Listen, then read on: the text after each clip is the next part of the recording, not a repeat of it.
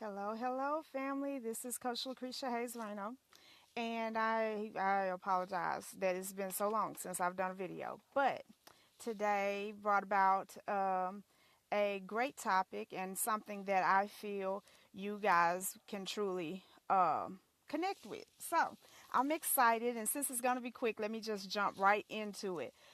Today I want to ask you a question.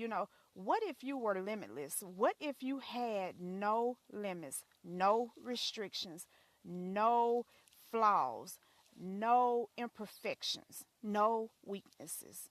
Now, of course, we all understand that nothing is perfect and that we all have flaws and weaknesses, but I want to just invite you to stretch your mind for just a moment and go on this journey with me because it's so very important. Now, one of the things that a lot of people do when it concerns living their life and doing the things that they really seek to want to do, whatever that dream is, whether it's writing a book or publishing or starting a business or starting a nonprofit organization or running for president, it doesn't matter. When people begin to conceive of the idea, because that's the biggest thing, when you can conceive of the idea, it's like, okay, I do want to be president as a woman and a black one. So you got the idea conceived. Now your mind begins to work differently.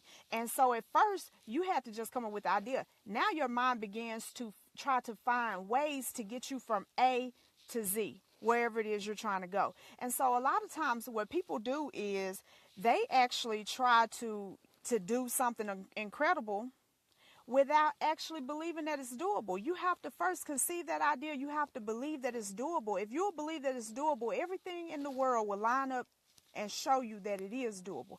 Now, every time I say this in a conference, somebody always come back and say to me, like, well, people can't fly. People fly all the time. People have been flying a long time. That's how airplanes were created. See, it's a dream that fuels us on to greatness. It's dreams, it's the releasing of limitations mentally that fuel us on to places where we're not limited physically either.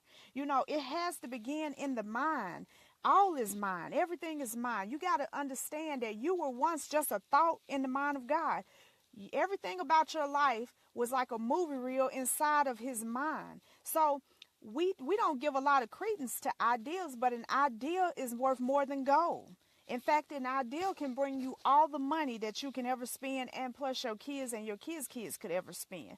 An ideal can make you the happiest person in the world, and an ideal can also make you very miserable. So the thing is to stop thinking in terms of limitations. It's like, okay, I don't think I can do this, and I don't think I can do that, and I don't write very well, I don't spell very well, I don't speak very well. You got all these limitations that you play over and over and over and over again in your head.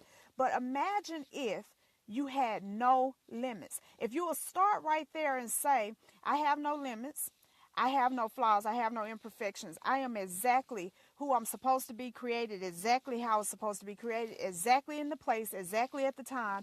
And so all I need to do is embrace that I'm supposed to be here and that I can do anything. And when you really think that you can do anything, you generally can. It's funny to me that we give away our power so much. We give away our power and we feel like something is so special about Tom or Bob, but it really is nothing different between Tom, Bob, and you yourself, Bill, except that Tom and Bob are trying, and you, because you're afraid of failure, are giving your power and your energy to them. See, I'm going to tell you something. You can harness your energy and you can use it to build the kind of life that you really want to have, or you end up giving it away. It'll be ciphered away from you. What you don't use will be taken. Perfect example as a grant writer. My first year starting, this was about 15 years ago, I was appalled to find out that if the government gives a state a certain amount of money, the state then in turn gives each city a certain amount of money, and that money is not used within that year, and that happens a few years in a row, then they lose some of their subsidies. So if all you've been using is $450,000 out of $2 million that they've allotted for you to use, after a couple of years, they will only give you $450,000 because that's all you're using anyway. Do that make sense? So if we don't use it, that's my point, we will lose it. Somebody else will use it for us. See, a lot of us, and there's nothing wrong with having a job. Please understand me. Even when it concerns that, a lot of us work for other people because we cannot conceive of the idea of us being self-employed. We cannot conceive of the idea that something that we're doing is worth enough money that it will sustain us and we can be independent, that we can be self-employed, that we can be entrepreneurs. Okay? A lot of us are still in bondage, even in religion and relationships and friendships and family, because we cannot conceive of walking away from what we've always known. And so we won't be blessed because we hold on to what's normal, what's comfortable, what's common, and we will not embrace anything new, different, or untested and untried. But there has to be trailblazers in every generation. Has to be. Because without trailblazers, without people who will say, I'm going to live limitless, then nothing gets done. Now, the thing is, guys, is that, of course, there are limits. You can't go spend $1 billion if you don't have $1 billion, okay? There are limits from that perspective. But the limitation is not that I can't afford that because it's $1 billion. You should allow that to say, okay, that's $1 billion. And I got to come up with that because that's something I want. So it becomes, instead of a limitation, it becomes more or less a hurdle for you to jump over. It becomes more or less the carrot that dangles in front of you to spur you on to action. Okay.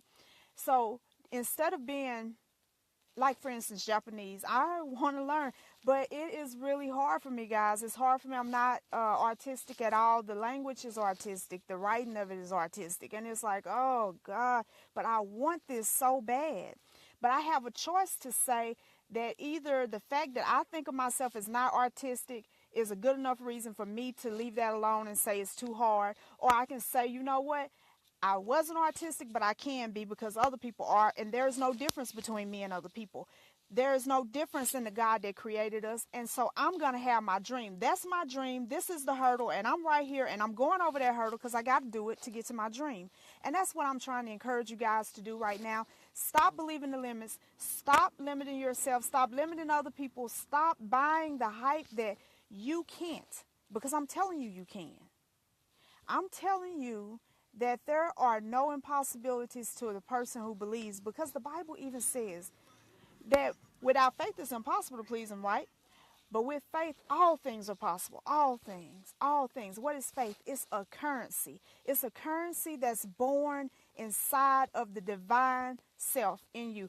God created you with a measure of faith, not just you, everybody.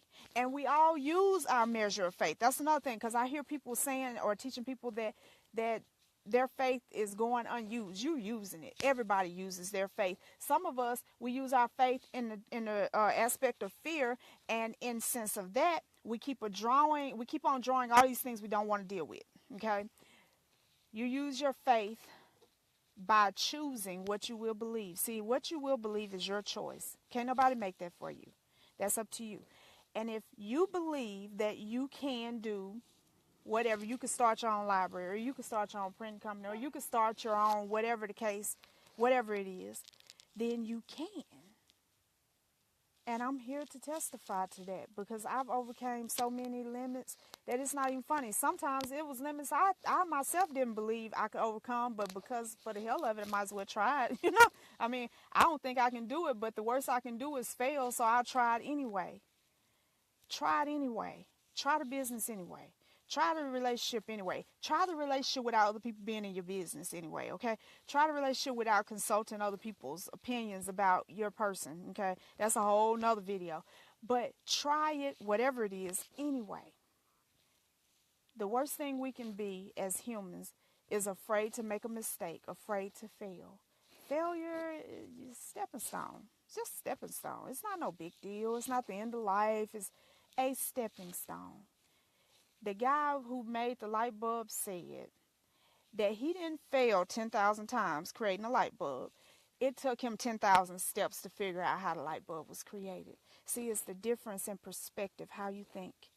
And if right now I'm challenging you, if right now you will believe that, and you will begin to challenge your own thinking, spend time with your mind, witnessing the thoughts that go through your mind, how how contrary they are to you and your goals, how abusive you are to yourself, how negative you can be when it concerns you. And you might be the biggest cheerleader for everybody in town. Everybody always wants you around because you always got something good to say and something to build them up because you think they can do anything. Just like we are with our kids. Baby, you can be anybody. But you know what? And that's good. We should tell our kids that. But what we really should do is show them by us ourselves taking that advice, living it. I can be anything. My life doesn't stop. Just getting going. I'm 50, just getting going. 60, just getting going. 85 on deathbed, just getting going, headed into something better. It's perspective, guys. Perspective is everything. Your new perspective after today should be, I am limitless. I am God conceived. He planned and organized my life to give him glory and to make me a very joyful and peaceful and positive and loving conduit for him. That's what you're here for. You are a big part of God, and God is you. That's your identity. Never forget that. You're not just human. That's just a term we made up because we want to quantify our existence. You're more than human. Hi, Chris. I appreciate you guys for logging on and listening to me for a moment. Go on with this thing. Let go of your limitations. Also, guys, I want you guys to get a copy of my book, 31 Thoughts to Lead to Peace, because I've been on tour and I'm getting ready to do some more things with that. I've been on quite a few websites. So, guys, you might want to Google it and catch some of the interviews and stuff like that. Some of the radio interviews I've had also for Unnecessary Roughness. Guys, all of my books are on my website. It's LaCretiaHayes.com.